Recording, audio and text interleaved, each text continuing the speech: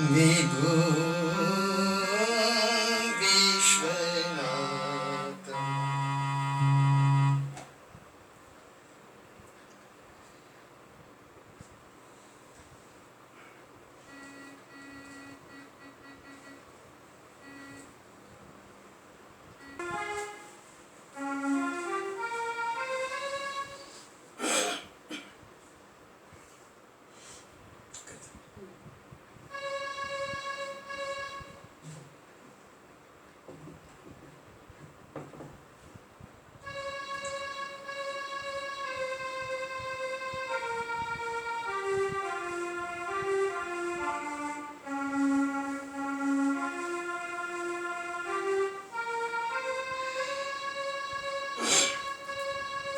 प्रभु प्राणनाथं विभु विश्वनाथं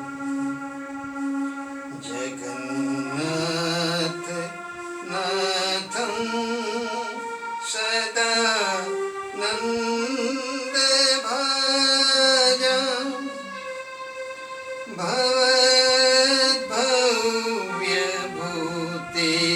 भवद्भव्यभूतेश्वरं भूतनाथं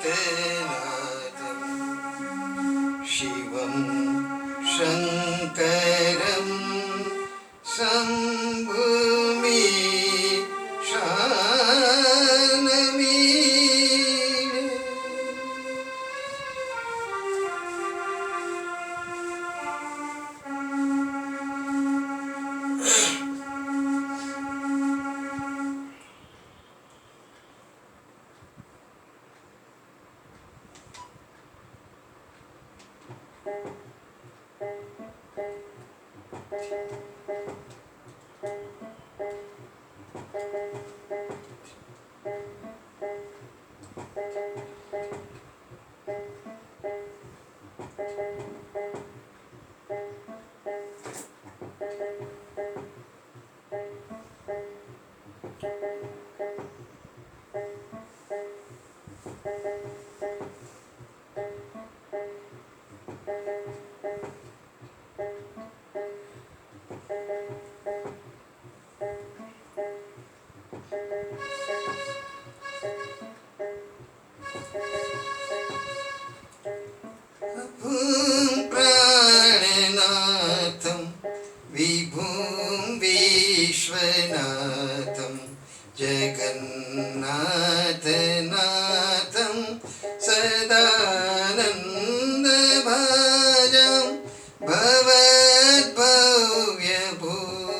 भवद्भव्यभूतेश्वरं भूतनाथं शिवं शङ्करं शम्भुमि शानमीडे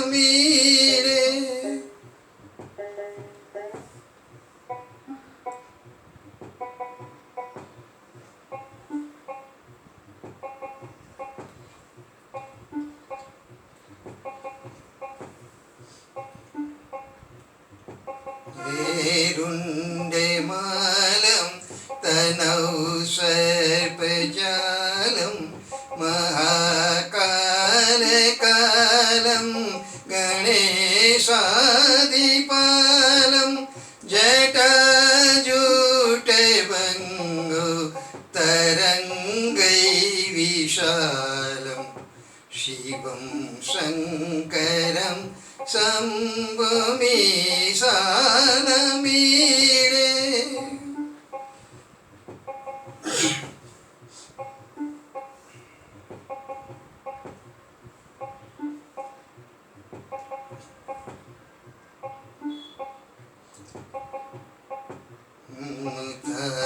मुखमाकरं मण्डनं मण्डयन्तं महामण्डलं भस्मभूषधरन्तम् अनादियपारं महामोहमारं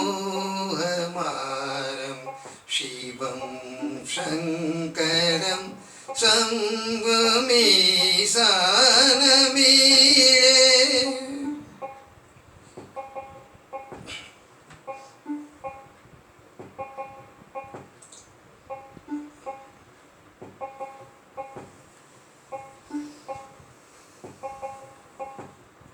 तड़ादो निवासम महाटाट हासम महापापनाशम सदा सुप्रकाशम गिरीशम गणेशम सुरेशम महेशम शिवम शंकरम शंभु मीशान मीरे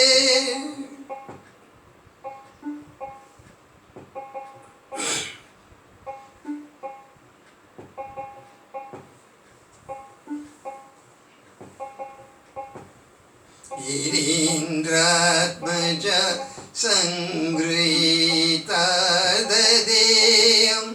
गिरौ संस्थितं सर्वदा सन्नग्रं परब्रह्म ब्रह्मादिभर्वद्यमानं शिवं शङ्करं शम्भु मीशान मीरे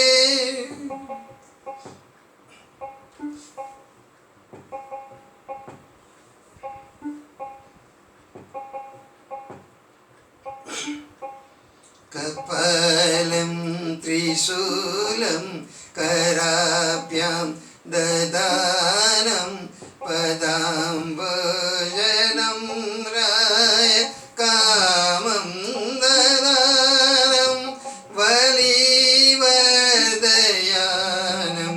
सुराणां प्रधानं शिवं शङ्करं शम्भु मीशान मीरे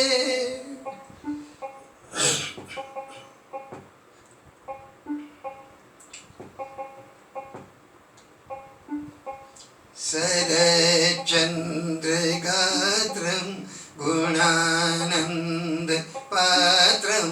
त्रिनेत्रं पवित्रं धनेशमित्रम्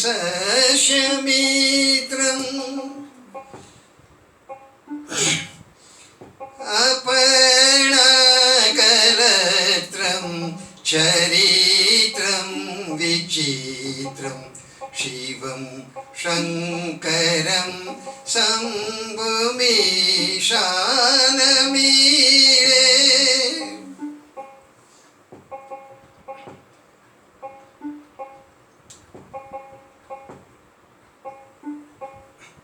हरं सर्पहारं चिताभुविहारं भवं देवसारं सदा निर्विकारं श्मशाने वसन्तं मनोजं दहन्तं शिवं शङ्करं शम्भु मीशान मीरे शिवं शङ्करं शम्भु मीशान मीरे शिवं शङ्करं शम्भु मीशान मीरे बोलिए शिव शंकर भोलेनाथ की ओम नमः पार्वती पतये हर हर महादेव हर महाशिवरात्रि पर्व ईस्वी सन 2021 के शिवाष्टक की जय।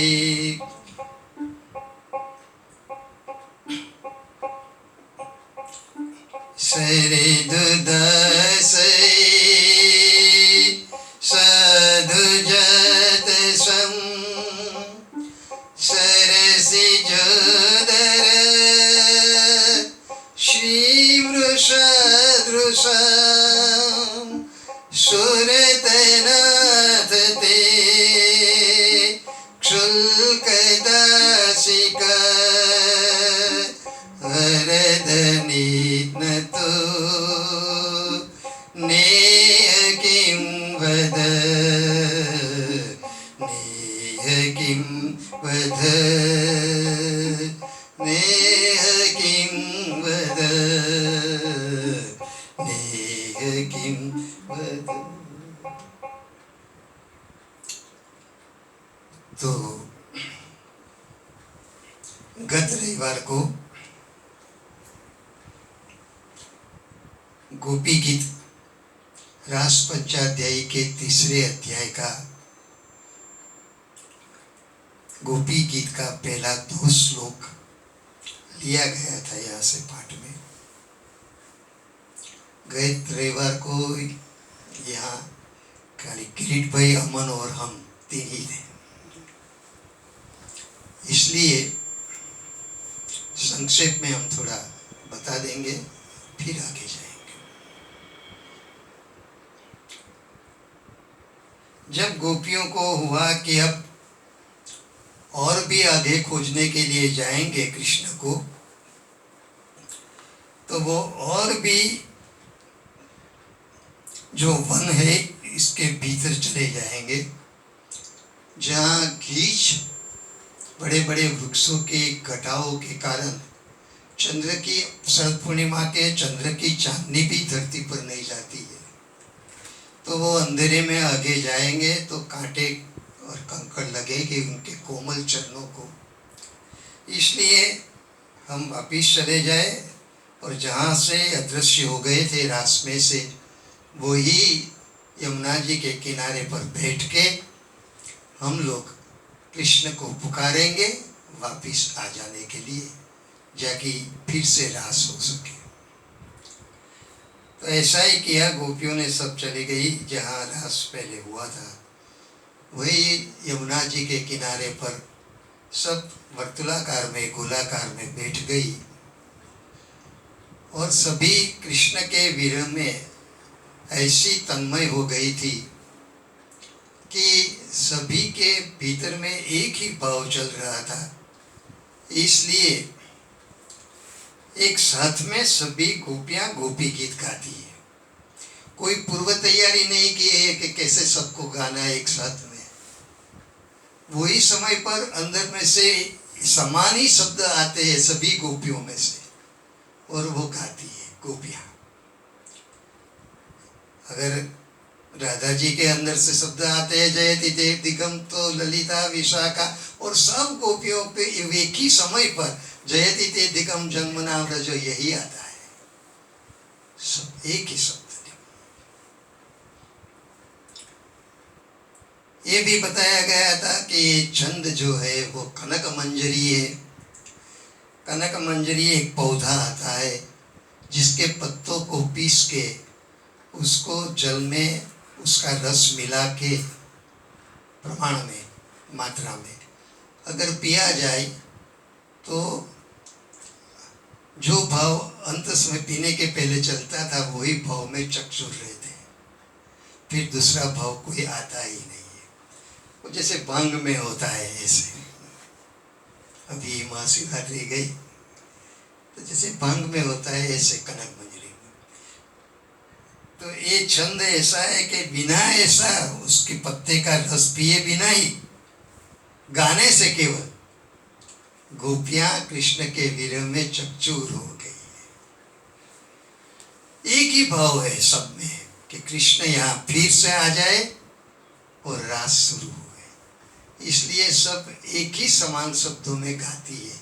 जयति ते दिगम जन्मना व्रज, श्रयत इंदिरा शश्वतत्र ही दयित दृश्यताम दिक्सुतावका त्वयि धृता श्रयत त्वाम विचिन्वते। ये छंद की विशिष्टता ये है कि ये 4 खंडों में है, उसमें से किसी भी खंड से हम लोग ये प्रारंभ कर सकते हैं। जैसे पहले से करें तो ऐसे ही होता है कि जयति ते दिकम जन्मना व्रज, श्रयत इंदिरा शश्वतत्रयी। उसकी जगह पर दूसरे खंड से शुरू करें तो दयित दृश्यताम दिक्सुतावका जयति ते दिकम जन्मना व्रज। हमने क्या किया, दूसरी पंक्ति को पहले गाया, दूसरे खंड को, और पहली पंक्ति जो पहला खंड था उसको बाद में गाया, तो भी एक ही लय में एक ही छंद में गा सकते हैं। और संस्कृत की खूबी ये है कि अर्थ भी नहीं बदलता है, चाहे अपने चौथे खंड से भी शुरू करो, चौथा फिर पहला फिर दूसरा फिर तीसरा, वही अर्थ रहेगा गोपी गीत का। ये विशिष्टता है उसकी। जयति ते दिगम, अभी सत्संग करते हैं तो कतरे यार को ये जयति ते दिगम इतने शब्दों पर सत्संग हुआ था। बहुत संक्षेप में ये हम अभी लेते हैं। तो जयति ते दिगम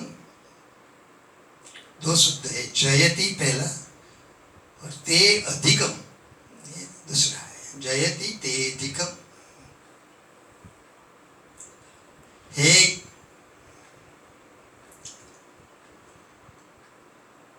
कृष्ण, आपके जन्म के कारण ये वृंदावन का अधिक जय जयकार हुआ है। पहले भी वृंदावन का जय जयकार तो होता ही था। बोलिए वृंदावन धाम की जय, ऐसे वृंदावन का जयकार तो होता ही था, लेकिन कृष्ण के जन्म के बाद में अधिक जय जयकार हुआ। बोलिए वृंदावन वासी कृष्ण कन्हैया लाल की जय। अधिक जय जयकार हुआ क्योंकि जन्म हो गया। जन्मना व्रज, वृंदावन में जन्म होने के कारण में ये वृंदावन धाम का और भी अधिक जय जयकार होने लगा। ये सादा सीधा अर्थ है जयति, लेकिन उसका गहरा अर्थ तो है कि श्रयत इंदिरा, दूसरा खंड, श्रयत इंदिरा शश्वत अत्र ही, शश्वत अत्र ही इंदिरा लक्ष्मी जी, ये आपके जन्म के बाद में ये वृंदावन में लीन हो गई है। वृंदावन के वृक्षों में, पौधों में, तुलसी में, कदम्ब में, वृंदावन की रजकन में, वृंदावन के आकाश में, फलों में, पुष्पों में, गौओं में, सब में माता जी लक्ष्मी जी लीन हो गई है। अलग से दिखती नहीं है लक्ष्मी जी, लेकिन सब में प्रवेश कर दिया है। अभी लक्ष्मी जी का तो एक नाम ही है श्री शोभा, सुंदरता। लक्ष्मी जी बहुत सुंदर है, उनकी शोभा बहुत है। तो प्रवेश कर दिया तो वृंदावन की शोभा, वृंदावन की सुंदरता भी पहले से और भी अधिक हो गई। पहले सुंदर तो वृंदावन था ही, लेकिन लक्ष्मी जी के प्रवेश के बाद में वृंदावन धाम और भी सुंदर हो गया। पहले शोभा थी, लेकिन लक्ष्मी जी ने प्रवेश किया तो शोभा और अधिक हो गई। तो जयति का कई अर्थ लिया जाता है। एक तो सादा सीधा अर्थ के जय जयकार होना, अधिक जय जयकार। दूसरा अर्थ के सुंदरता और बढ़ गई, अधिक हो गई, शोभा और अधिक हो गई। अच्छा, जयति तेदिकम जन्मना व्रज श्रयत इंदिरा शश्वत दत्र ही। और ऐसा नहीं कि लक्ष्मी जी कुछ क्षणों के लिए, कुछ मिनटों के लिए प्रवेश किया और फिर चली गई, ऐसा नहीं है। शाश्वत, जब तक कृष्ण रहे तब तक वो वहाँ ही वृंदावन में है। दिखती नहीं है माता जी, लेकिन है सुंदरता, शोभा। शाश्वत अत्र ही, यहाँ पर शाश्वत समय के, शाश्वत समय के लिए रहेगी। एक एक शब्द को हम समझाता है, ध्यान से देखना। जयति तेदिकम जन्मना व्रज श्रयत इंदिरा शश्वत अत्र ही, भी बहुत महत्व की पंक्ति है। दयित दृश्यताम दीक्षुतावका। हे कृष्ण, हम भिन्न भिन्न दिशाओं में आपको ढूंढ रही थी, लेकिन बाद में आप अंधेरे में चले गए तो आपको कष्ट न होवे, इसलिए हम यहाँ बैठ के आपको पुकारती है कि फिर से आ जाओ अपने जगह पर, रास मंडप में, और रास करो, अपने स्थान पर आ जाओ। दयित दृश्यताम, दयित का तो एक सादा सीधा अर्थ है दया करने वाले, लेकिन ये तो बिल्कुल साधारण अर्थ है। दयित का एक सूक्ष्म अर्थ है, गोपियां जो अर्थ में दयित कहती है। कोई पैसा के लिए किसी सेठ के पास जाए तो आप बहुत दयालु हो, दयावान है, दया कीजिए, ऐसा। कोई किसके पीछे कोई ऐसे दुष्ट लोग पड़े हैं तो कोई शक्तिशाली आदमी के पास जाए तो बोले आप बहुत शक्तिशाली है, दया कीजिए, हमें बचाओ, रक्षण कीजिए। तो ये तो बहुत साधारण अर्थ है। गोपियां जब दयित कहती है तो उनका दयित का अर्थ है प्रियतम, जो बहुत प्रिय है उसके लिए दयित शब्द संस्कृत में आता है। तो सूक्ष्म रीत से गोपियां कहती है हे प्रियतम दयित दृश्यताम, दर्शन दो। अदृश्य हो गए, कृष्ण दिखते नहीं है, इसलिए गोपियां कहती है दर्शन दो। जीव परमात्मा से अलग हो गया है, कितने जन्म चले गए, लग 84 में, लेकिन परमात्मा के दर्शन नहीं होते कृष्ण के। तो जीवात्मा को भगवान का अगर दर्शन करना है तो ये गोपी गीत श्रेष्ठ है। गोपी गीत से भगवान का दर्शन सरलता से और जल्दी से होता है। 10 जन्म में दर्शन, बाद दर्शन होने वाला हो तो यही जन्म में हो जाता है। दयित दृश्यता दीक्षु तावका, सब दिशा में खोजती थी। तो ही अभी सुनिए, वही त्रुता श्रवस, हमारे प्राण आप में ही हमने धारण कर रखे। हमारे प्राण हमारे अंदर हमने धारण नहीं किए, आप में ही धारण किए। मतलब कि हम आपके इतने प्रेम में है कि हमारे प्राण आपके भीतर अटके हुए हैं। हमारे प्राण तो कब से छूट जाते और मृत्यु हो जाती, लेकिन हमारे भीतर एक आशा है कि आप हमारे पुकारने पर यहाँ यमुना किनारे रास मंडप पे फिर से आओगे, कभी न कभी आओगे और पुनः रास होगा। ये आशा के कारण हम मरती नहीं है, जिंदा ही रहती है। हर एक शब्द का अर्थ है। तो वही धृता श्रवस त्वाम विचिन्वते, तुमको खोजती है।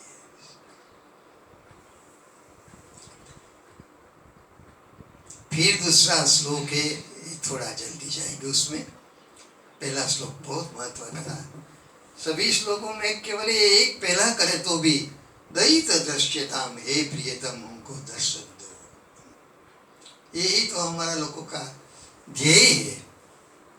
रामकृष्ण परमहंस जी कहते थे, कल ही उनकी जन्म जयंती है, तिथि के अनुसार फागुन शुक्ल तृतीया। तो वो कहते थे कि मनुष्य का ध्येय ईश्वर दर्शन करना, ईश्वर को पाना, ये मनुष्य का ध्येय है। तो हमारे लोग का ध्येय कृष्ण दर्शन है। तो ये पहला श्लोक बहुत उपयोगी है। ज्यादा श्लोक का आपको कंठस्थ ना हो तो कोई बात नहीं, लेकिन कम से कम पहला तो करो, पहला तो करो। और ये इतना सरल छंद है ने, तो आप गाते गाते इतने भाव में चकचूर हो जाते हैं कि फिर ये पंक्ति को छोड़ते ही नहीं है आप। एक बार अगर जबानी याद हो गया तो जयति तेतिकम जन्मना श्रयत इंदिरा, चलता ही रहेगा। दयित दृश्यता, दयित दृश्यता। एक ही खंड के अर्ध भाग को आप 3-3 बार भी गा सकते हो।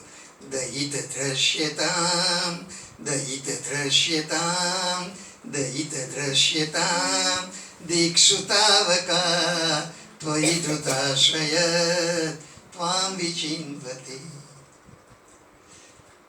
तो ऐसे पहले श्लोक था, अभी दूसरे श्लोक पे जाए तो थोड़ा सावधान होके सुनना।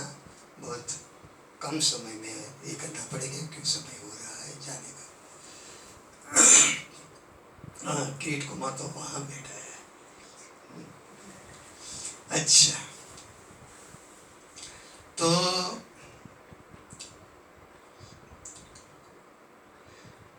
शरदुदासये साधु जातसम। शरद उदासये, शरद ऋतु में सरोवर के भीतर, इतनी सुंदर वर्णन किया है। शरद ऋतु में सरोवर के भीतर, ये आसो महीना की शरद पूर्णिमा को नाम ही है शरद पूर्णिमा, तो शरद ऋतु ही है। तो शरद ऋतु में गहरे सरोवर के भीतर साधु जातसम, बहुत अच्छी तरह से सरसी जो उधर वो जल में कुमुदिनी कमलिनी विकसित हुई है रात्रि में, इसलिए कमल नहीं कमलिनी।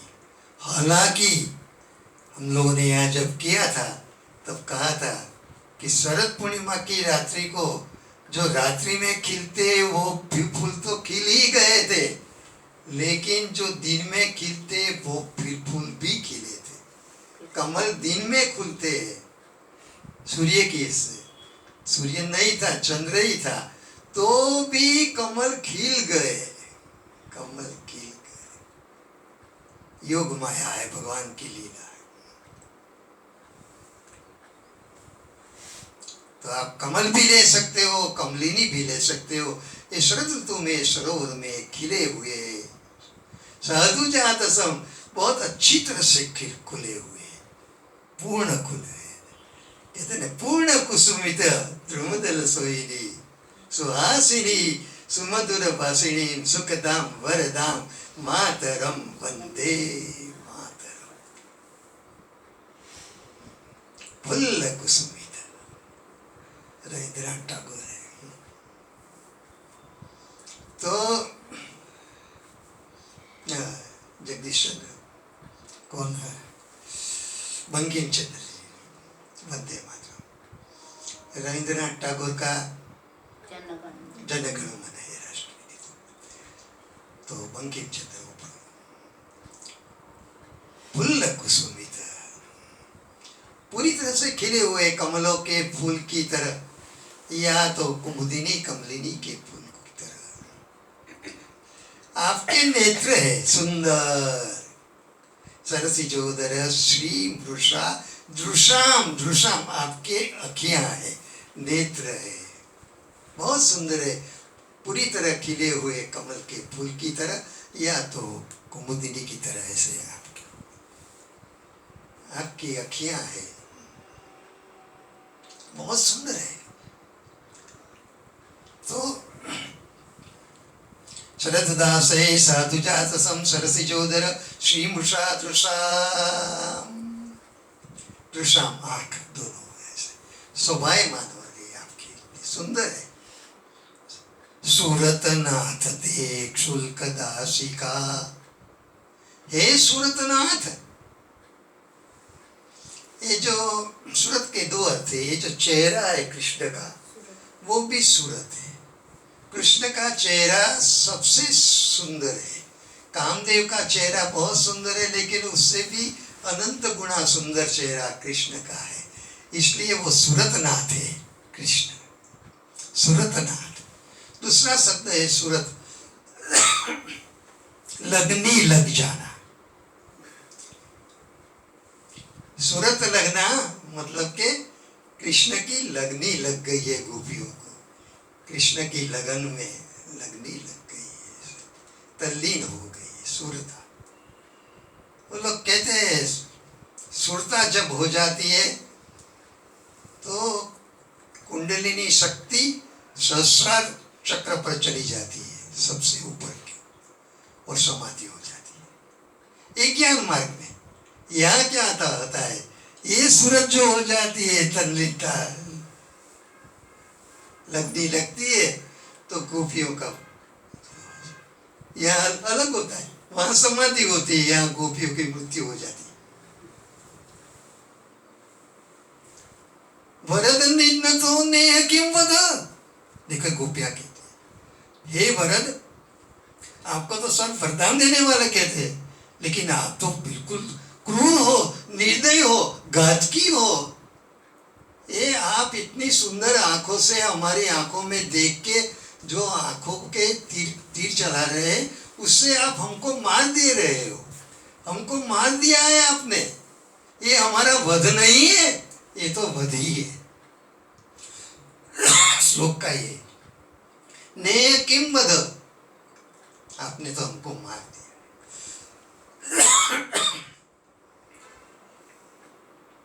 इतनी सुंदर अखियों से तीर चला के हमको हमारे हृदय में गया है तो मार दिया है। रविदास वगैरह जो मध्यकालीन समय में हो गए, भैरवदास, रविदास, ये सब में भी सुरता की बात है। और उसमें प्रेम कटारी लागी, आंखों से प्रेम की कटारी भगवान लगाते हैं, वो हृदय में, कलेजे में लगती है और वध हो जाता है। वध हो गया, उसका अर्थ ऐसा नहीं है कि गोपियां सचमुच मर गई, लेकिन गोपियां का कहने का है कि आपने तो हमारे कलेजे में ऐसा घाव कर दिया है कि वो इतना, उसकी पीड़ा, उसका दुख, उसका कष्ट इतने है कि हम सहन नहीं कर पाते विरह में। अब आ जाओ और रास करो। ये क्या वध नहीं है हमारा? नहीं, क्यों वध? तो वध ही है। तभी ये वध करना छोड़ दो, आपने वध कर दिया है, अब पुनर्जीवित कर दो हमको, विरह का अंत कर दो, आ जाओ, रास कराओ। तो 2 श्लोक तक हम लोग ने आज किया है।